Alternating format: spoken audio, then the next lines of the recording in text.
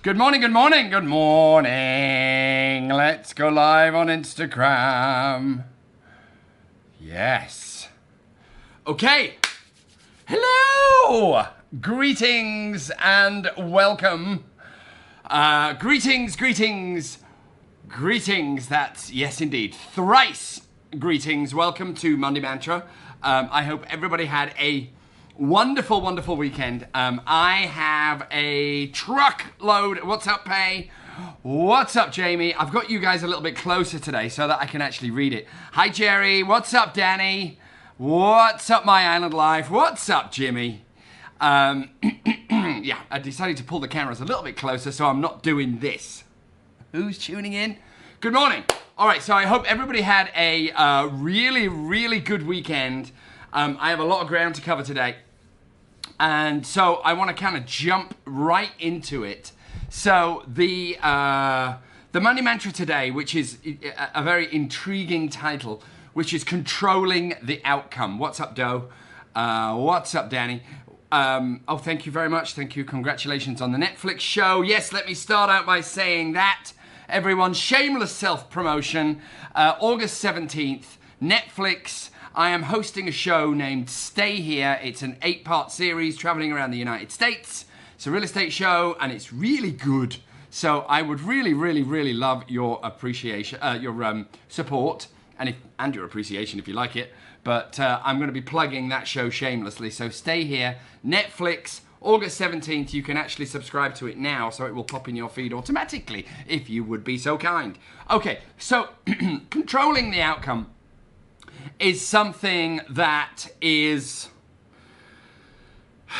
obviously desirable by us all, right? And it's the title of the mantra today was a little bit clickbaity because I want to really kind of get into the steps of what I believe success is and what I believe how destructive expectations can be and how destructive putting unrealistic goals upon oneself. I'm all about goals. Listen, I love goals. Thank you very much, John Holt. I love goals. But I want to talk about a little bit of the philosophy that I have adopted. And trust me, it took me a while to figure this out. But over the past 12, 13, 14 years, I have managed to adopt a philosophy that has served me well. I'm going to take you back to Northern England when I was a little boy. And my father said some really profound words that really registered with me, which he said this, because he grew up in the industrial north of England. I don't think he particularly liked his job, as many people of that era didn't, and I'm sure many people of this era don't. And he said to me these words that really registered. He said, if you can find a job that you like, you are going to be happier than 98% of the population. Let me repeat that because it's really powerful. If you can find a vocation or a career or a job that you like, you are going to be happier than 98% of the population. God rest my father's soul. He couldn't be more accurate, more true. I live in Los Angeles and there's a lot of people who are here in LA and there's a lot of people from around the country that are going to watch this and some people from around the world. But LA specifically is a city, and I have children here, so I'm very mindful of this, is a city that has, and always has had, and don't get me wrong, because I love LA. I love LA, but there is a lot of fake stuff here. There is a lot of fakers. There's a lot of people that drive around in maybe an expensive car and then pull into their one-bedroom studio apartment in North Hollywood. I'm not talking about realtors. I'm talking about everyone, you know? And I find all of that stuff really damaging. I'm actually going to revert. I've written all these things down and I'm going to start in reverse. Which is, if somebody said to me, would I rather make, well, let's not say 10 million because 10 million is a really big number. But let's just say if somebody said to me, do you want to make a couple of $1 million a year and feel like you're chained to your job? Or would you rather make, you know what, scratch that. I want to start this again. This is if you're single, right? If you're single. Would you rather make $1 million a year doing something that you hate? Or would you rather open an espresso bar in Vietnam and just have a quality of life that is beautiful? Because, okay, let me drill down on this. what I see happening over and over and over again with lovely young people that get into the real estate business or get into thank you, Kelly, Espresso Bar. I'm the Espresso Bar too. There are people that get into careers. The pressure to succeed makes them miserable.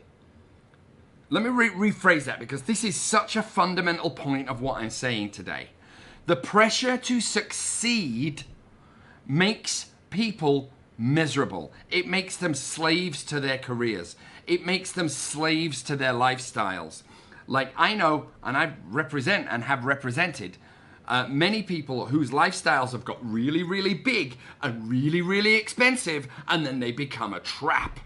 And what happens is people, whether they're actors or musicians or real estate agents or whatever you are, it doesn't matter, because then you fall into the trap of expectations, right? Well, I made $1 million last year, so I'm going to make $1 million this year. Or what happens is I made $1 million last year, so I need to make 1.5 this year. Pressure, right? Nothing wrong with goals. Don't confuse goals with pressure. Goals are a separate thing, right? So then we get into expectations. Expectations, ladies and gentlemen, are freaking toxic.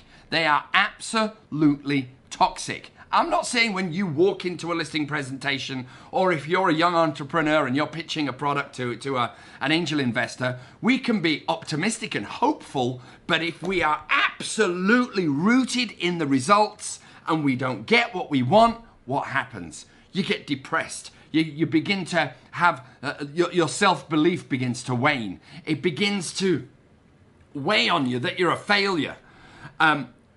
Results, the same thing as expectations. It's all freaking toxic. So, controlling the outcome, which is the name of this Monday mantra, which is a little bit clickbaity, none of us can control the outcome.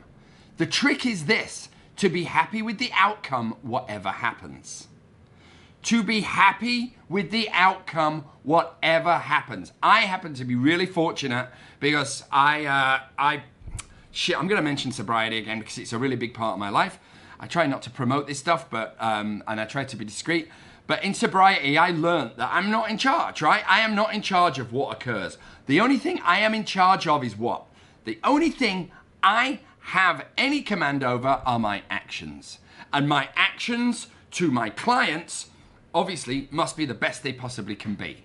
But it doesn't just end there, right? In all my affairs is something that I live by. So I treat my agents, my clients, my wife, my kids, somebody at the bus stop, somebody in Ralph's or in Gelson's, somebody standing in front of me, a waiter.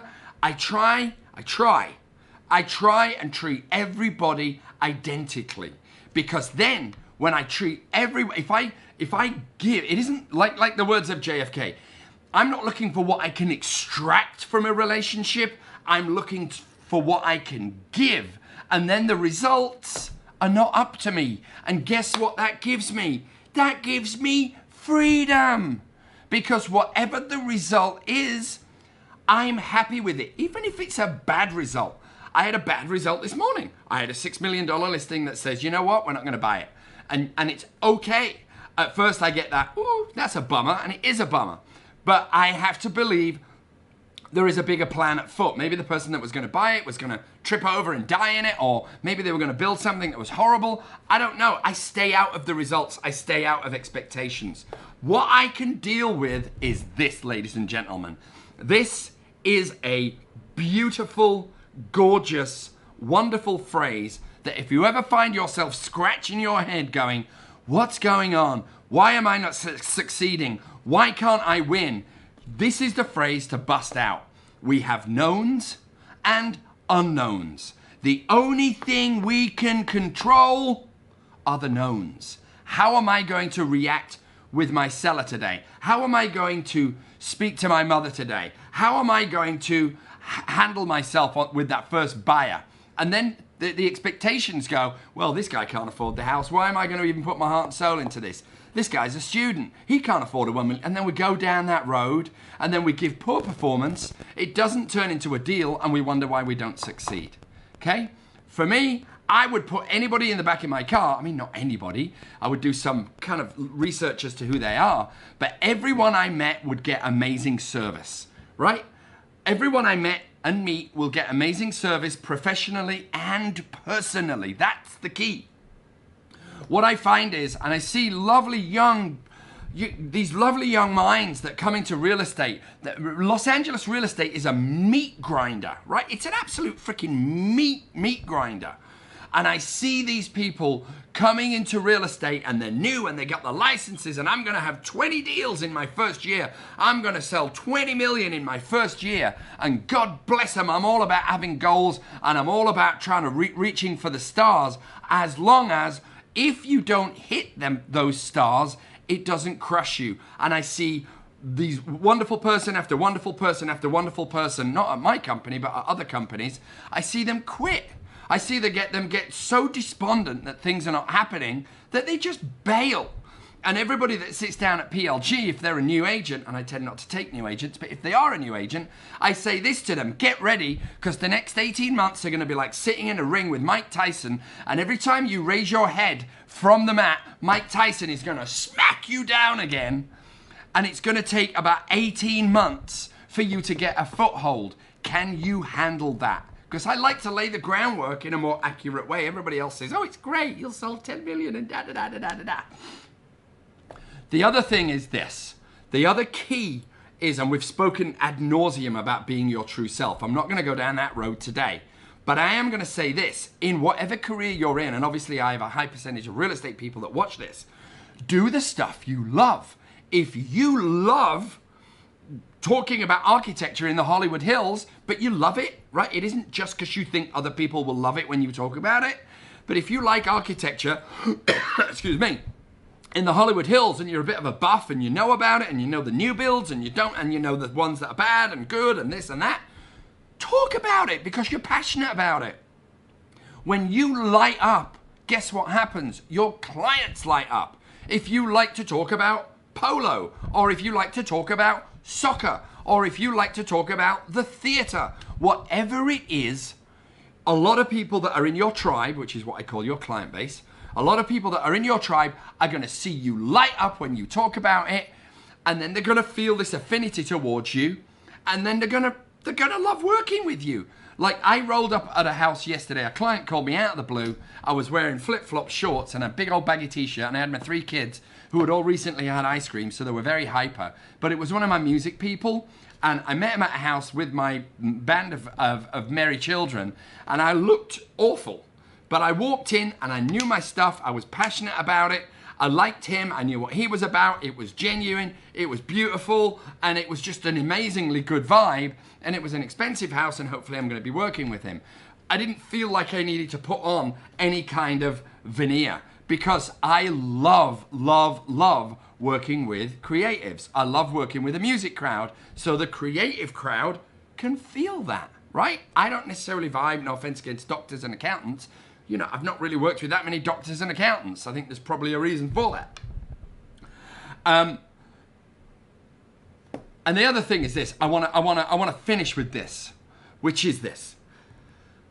A lot of people, and I get it, there's a lot of pressure through social media, and people like to get Yeezys, and they like to get their, expensive designer clothes, and, there's kids that are doing these Instagram posts that are just they're putting so much intense pressure on themselves, which is this: if the moment you feel like you are working just for money is the moment it's over. It's the moment that I grab my stuff and I go and open that espresso bar / surfing shop in Vietnam. Do I know how to do it? Of course I don't, but I'd figure it out. Because I am never going to be chained in expectations.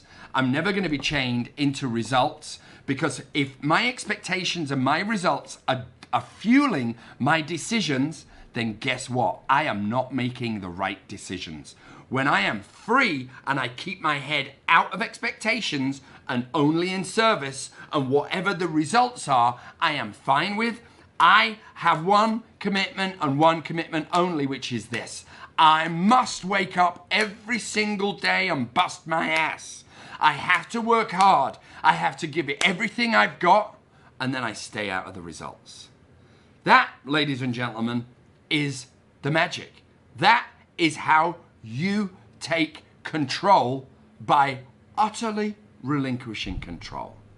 It has made me so much a happier person. 15 years ago, I thought that I was somehow in control of my destiny. I now realize I have utterly no control over it whatsoever.